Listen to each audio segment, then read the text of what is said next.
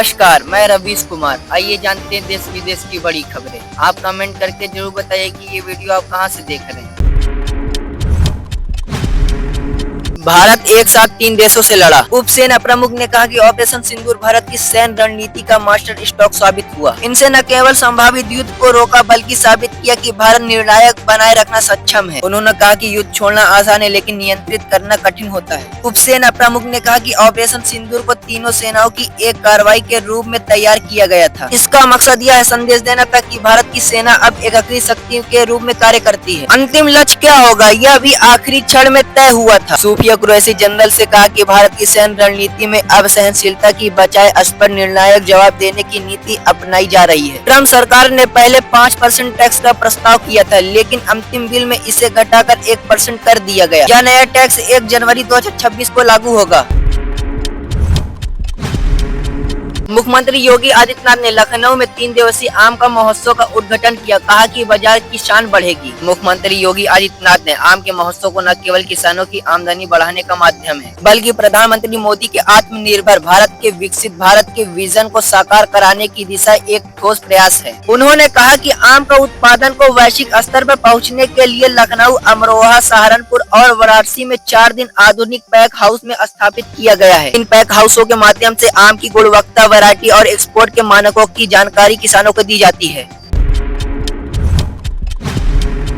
Operation सिंदूर के दौरान भारत एक साथ तीनों मंचों पर लड़ रहा था। पाकिस्तान के सामने था लेकिन पर्दे के पीछे चीन और तुर्की उससे हर संभव मदद मांग रहे थे। यह खुलासा उप सेना प्रमुख lieutenant general Rahul R Singh ने शुक्रवार को एक कार्यक्रम में किया। उप सेना प्रमुख ने बताया कि चीन ने इस संघर्ष के बहाने भारत को चोट पहुंचाने की रणनीति अपनाई और पाकिस्तान की हर संभव सहायता की है। पाकिस्तान को 81% सैन्य उपकरण चीन से आते हैं। लेफ्टिनेंट जनरल सिंह ने कहा कि उधारी की छोरी से हत्या की रणनीति से चीन पाकिस्तान को आगे करके भारत को निशाना बनाया। उन्होंने कहा कि चीन ने इस संघर्ष को अपने हथियारों का परीक्षण के लिए लाइफ की तरह से इस्तेमाल किया। लेफ्टिनेंट जनरल सिंह ने कहा कि भविष्य के युद्ध में एक कंप्यूटर की जानकारी भी देश की रक्षा प्रणाली को संभाल सकता है।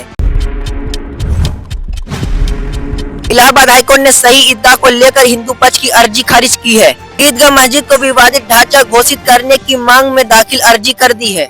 यह आदेश न्यायमूर्ति राम मनोहर नारायण मिश्रा ने शुक्रवार को दिया।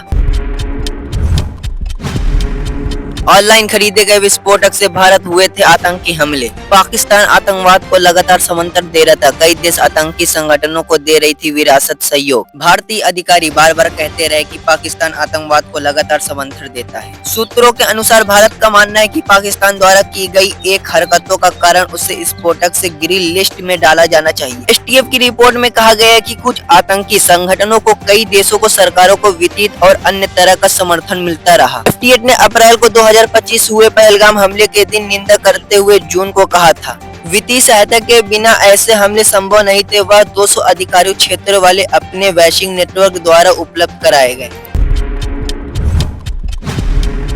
भारत ने अफगानिस्तान पर लाए प्रस्ताव से दूरी बनाई। मतदान से 12 देश दूर रहे जिसमें भारत भी शामिल रहा। भारत ने अफगानिस्तान पर संयुक्त राष्ट्र महासभा में लाए गए मसौदा प्रस्ताव पर मतदान में भाग लिया। साथ ही कहा कि सामान्य तौर तरीकों के साथ काम करने में शायद परिणाम नहीं मिल पाएगा। संयुक्त राष्ट्र की 193 सदस्यीय महासभा में सोमवार को जर्मनी द्वारा पेश अफगानिस्तान की स्थिति पर प्रस्ताव किया। प्रस्ताव के पक्ष में 116 वोट पड़े। दोनों ने विरोध किया कि और 12 देश मतदान में दूर रहे जिसमें भारत भी शामिल है।